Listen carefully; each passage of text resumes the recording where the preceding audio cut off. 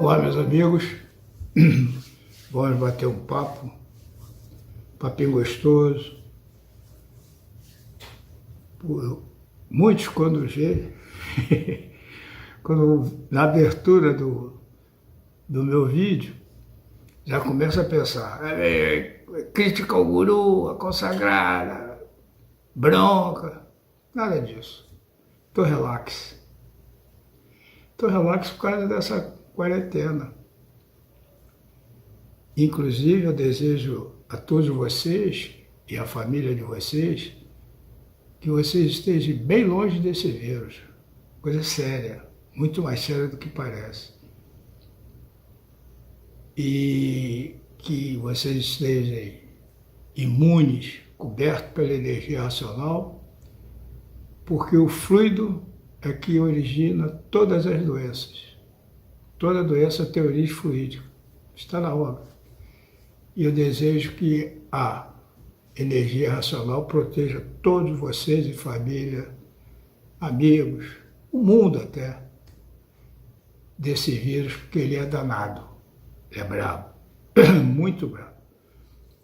Mas assim como ele é brabo e ruim, como essa dualidade que existe no universo, assim como ele é brabo e ruim, ele tem o seu polo positivo.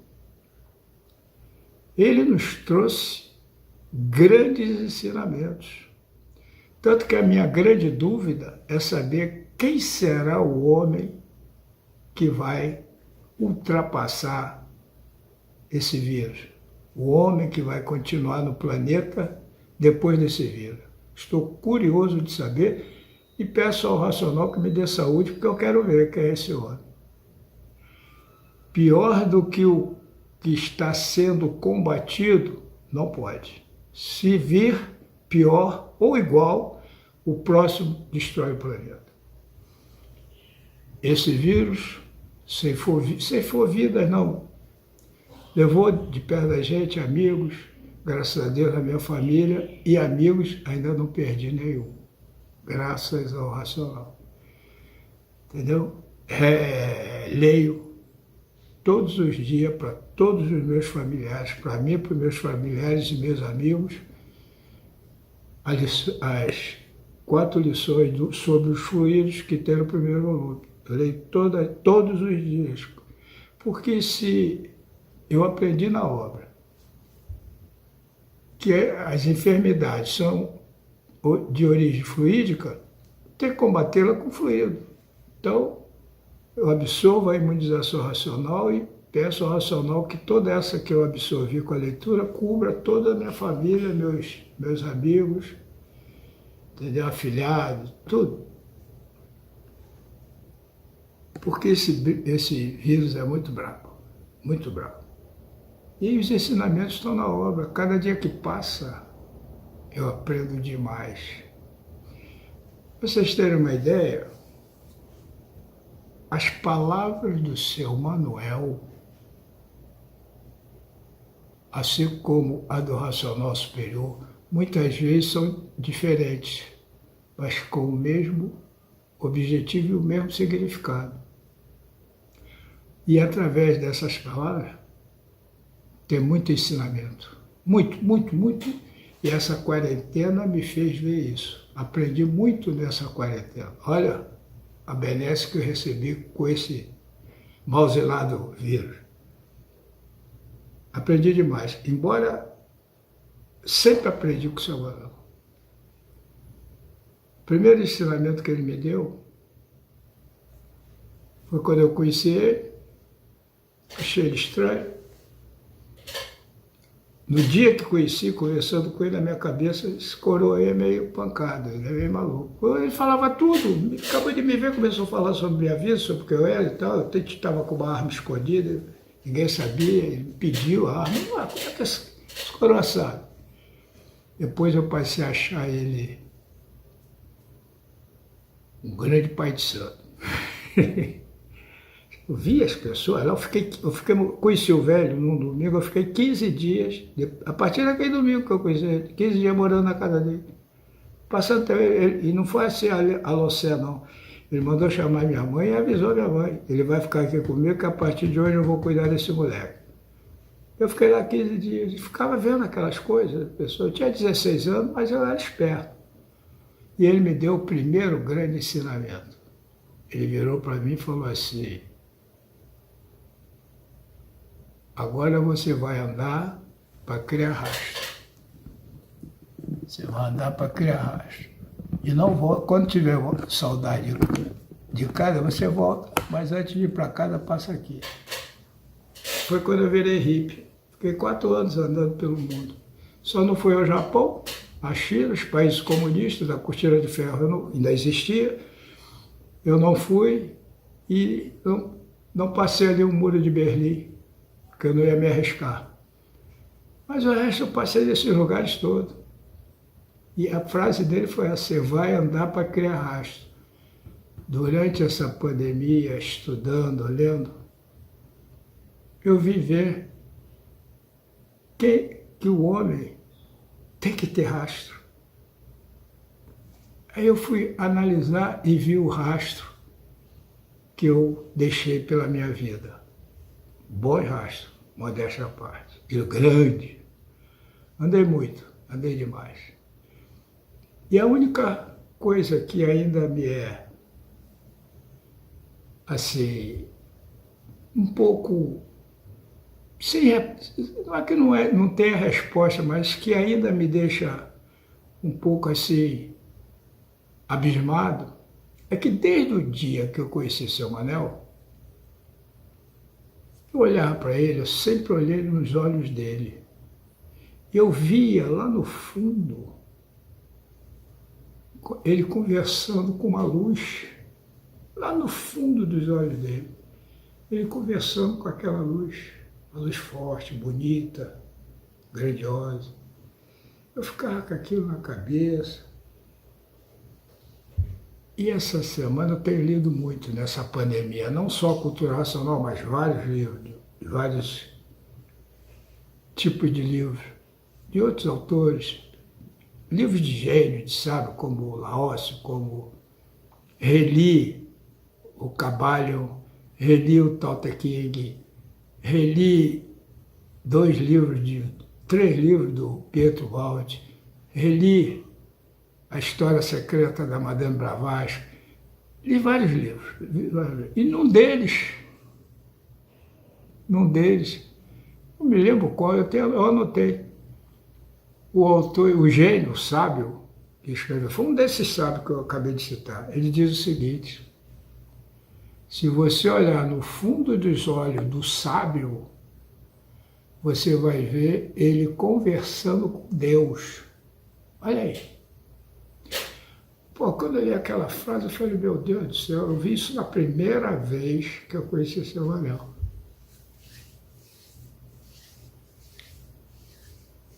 Eu falei, meu Deus, não é possível. Li, e é verdade. Seu Manel era um sábio, era um gênio. E nos trouxe essa obra. Eu às vezes fico rindo, não é de você não, de mim mesmo. Obviamente seria de vocês também, porque nós somos iguais, somos estudantes, não tem ninguém melhor que o outro. Tem uns bobos aí que acham que inventando fórmulas, entendeu? E repetindo a obra, são gênios, estão imunizados. Que nem aquela garota do...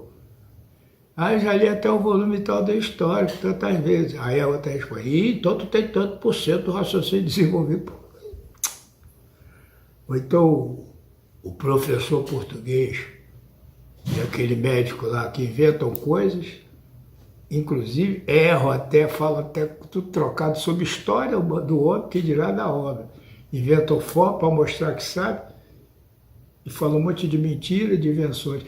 Não há necessidade disso, meu Deus. O livro, nessa linguagem simples dele, ele é superior a todos os livros cuja linguagem seja erudita, cuja linguagem traga sabedoria, conhecimento. junta tudo, cultura racional, universo diz que está acima. Eu provo. Não sou nenhum cientista, não sou nenhum gênio, não sou nenhum sábio, mas argumento com qualquer um e provo que ele é maior do que todos. Então, meus amigos, vocês hoje se enganaram. Porque normalmente quando aparece o vídeo do Edgar, vem porrada no guru, na consagrada, vem isso, vem aquilo, pau nesse, pau naquele, criticando e tal. Mas hoje eu não vim criticar não, eu vim falar sobre cultura racional. Transmitir para vocês um pouco da minha experiência, que é muita. É muito que porque inclusive eu sou, embora menino, eu sou o leitor mais antigo, vivo sou eu. Meus amigos mais antigos do que eu já foram. Eu sou, daqui a pouco eu vou também. Então eu quero transmitir as coisas para você pelo seguinte. Eu tenho o hábito de 20 dias, um mês, 30, que eu dar uma geral na internet. Eu entro em todos os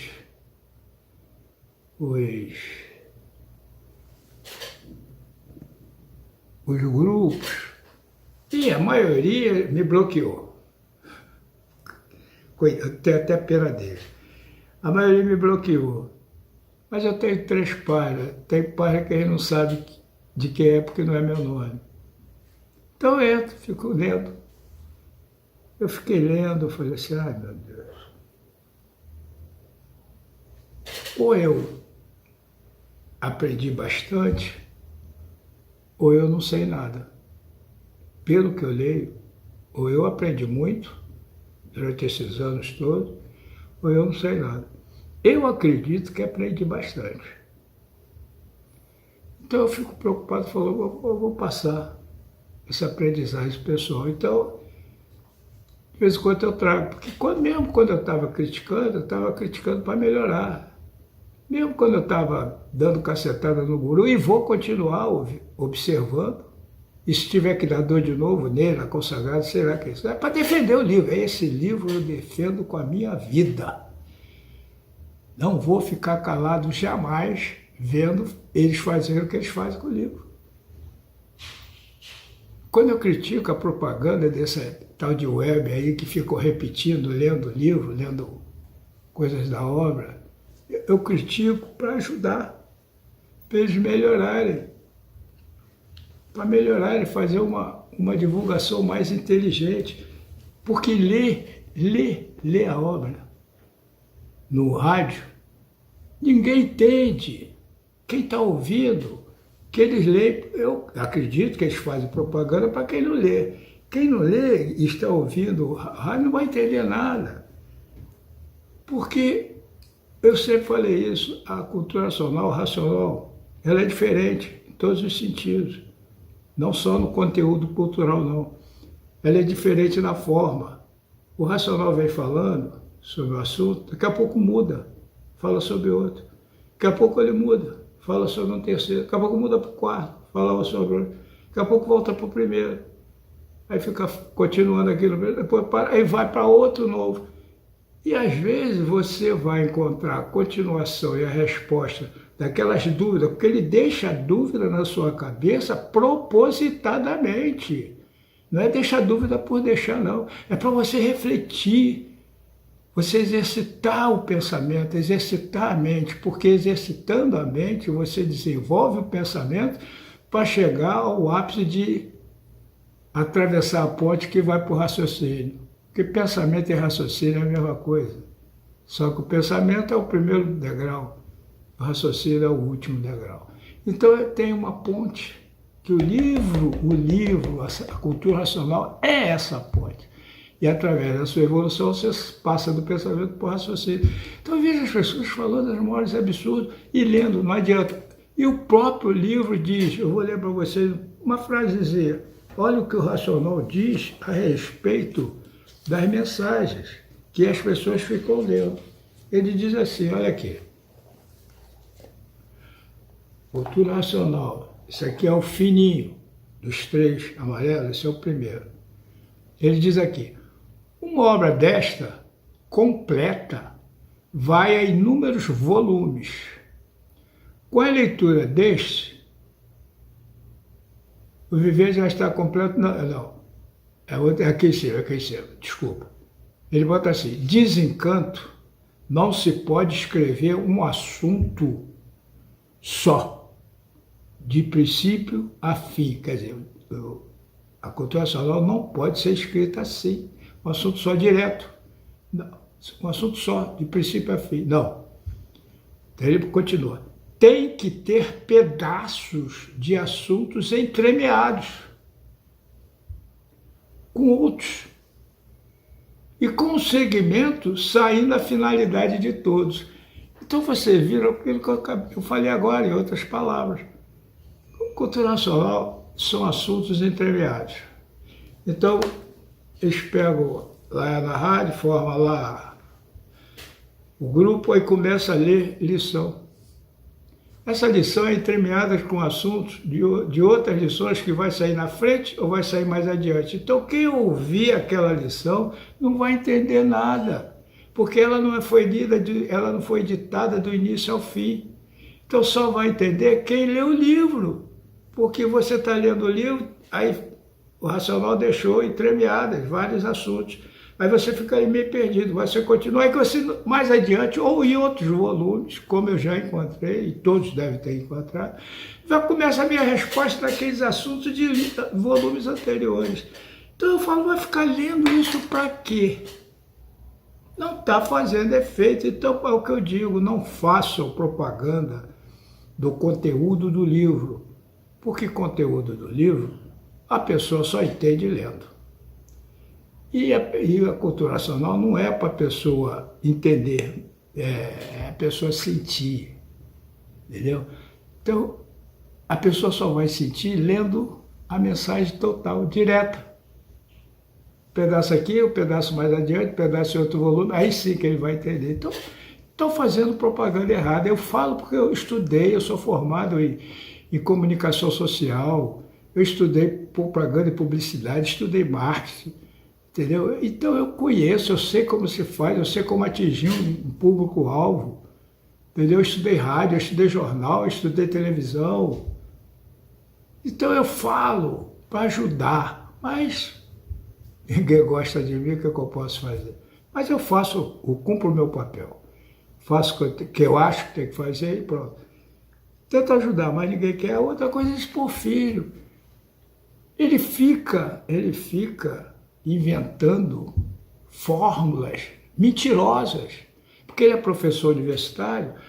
O pobre do ouvinte humilde, que tem poucas letras, acredita, não, um professor universitário falou, e é tudo mentira. Aquele médico é a mesma coisa, é metido a saber demais e fala um monte de mentira. Para que isso? Cultura nacional não precisa disso, divulgue o livro. Faça uma boa divulgação para que a pessoa se interesse. A pessoa se interessando vai ler e vai entender por ele mesmo. Ninguém ensina a cultura nacional a ninguém. Cada um tem que aprender por si, porque a evolução de cada um depende de cada um. Então eu fiz um balanço esses dias, como volta e meia eu faço,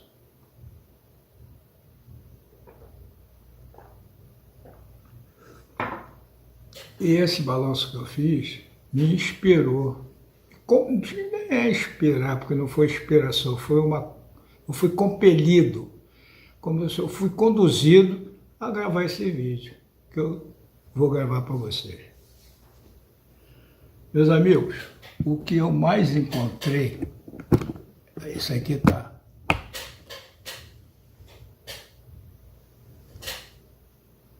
Isso aqui tá soltando, tá sem pressão o tripé. Eu tenho que fazer, senão cai, é pior. Mas, meus amigos, o que eu mais encontrei, todos esses grupos que eu procurei, que eu fui ver o que o pessoal está falando, o que o pessoal está comentando, para tirar. O que eu achei foi mais isso que eu disse ainda agora. Repetição. só encontro repetição do livro. Só repetição do livro. O racional, assim como toda cultura, tem a sua linguagem própria. E a cultura racional, como eu disse anteriormente, ela é diferente. Então ela não tem só a linguagem própria, ela tem os seus neologismos, suas palavras novas. E tem palavras antigas que o racional utiliza, mas com outro significado. Entendeu? Então, tem palavras que têm dois polos de entendimento. Ela serve para os dois lados, tanto para o bem como para o mal. E hoje eu vou falar sobre uma palavra que ela tem essa bipolaridade. Ela tanto pode te ajudar, ela te ajuda, como pode te destruir. Então, meus amigos, eu quero que vocês percebam que eu não estou dando aula, eu estou fazendo um alerta, um insight, como se fosse o irmão mais velho de todos vocês. Tem leitor mais velho de idade do que eu, não do tempo de livro, mas de idade eu sei que tem. Eu fico até... Tem uma senhora, 97 anos, a filha sempre, eu acho que a filha dela coloca, eu curto, porque eu acho bonita aquela senhora lendo livreiro, sentada na poltroninha dela, acho maravilhoso. Mas eu vou mostrar a vocês, por exemplo, o perigo de se repetir é que, às vezes, o racional está usando a palavra com outro significado e você, repetindo simplesmente a palavra, você dá para o leitor uma impressão contrária do que o racional está falando. Porque o ser humano, ele conhece poucas palavras. A etimologia das palavras são pouco conhecidas. Eu não quero dizer para vocês que eu conheço muito não, mas a minha profissão, tanto quando eu estudei a Faculdade de Ciências de Comunicação Social, como a Faculdade de Direito, ela nos força a escrever, nos força a ler, a escrever, e a gente vai pegando. Você quer ver um exemplo? O que é felicidade? Vou dar 2 segundos aí para vocês pensarem o que é felicidade. O que quer dizer? A pessoa feliz é o quê?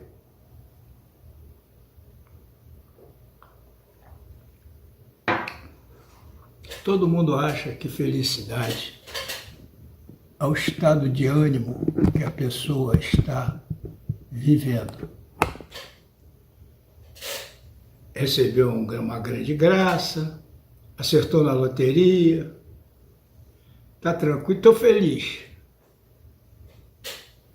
Felicidade não é isso não.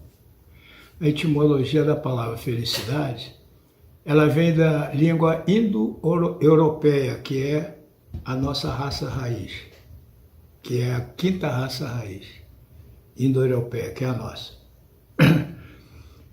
Ela quer dizer, a etimologia de felicidade é amamentar, ou seja, dar, ou seja, servir.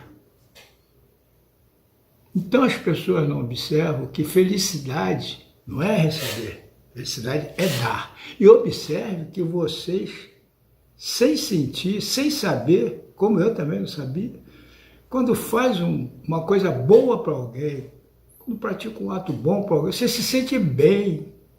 Essa é que é a felicidade. Não é receber, ficar feliz, estou com tudo, cheio de amigos. Não, felicidade é dar. Então, assim como existe essa palavra, esse significado, esse conceito, existem outros. E agora eu vou falar sobre o que diz o racional, sobre uma palavra que está muito nesses grupos que eu pesquisei. É a palavra imaginação. Olha, vocês sabem o que é imaginação? Não sabem. Pelo que eu vi nos grupos, não sabem. Então, quem sabe nunca escreveu. O racional combate a imaginação. É pensamento, imaginação. Meus amigos, se não fosse a imaginação, não existia civilização. Aí vocês vão dizer, ué, mas se o racional combate a gaiologia, eu estou errado. Quem sou eu para me comparar com o racional? Mas a sabedoria do racional é tão grande, a genialidade é tão extraordinária, que ele combate para você vigiar a sua imaginação, você ter cuidado com a sua imaginação. Não porque a imaginação é ruim, é porque ela é bipolar. Ela tem um polo bom, que é a maioria dos casos, e tem um polo perigoso. Tem um polo perigoso.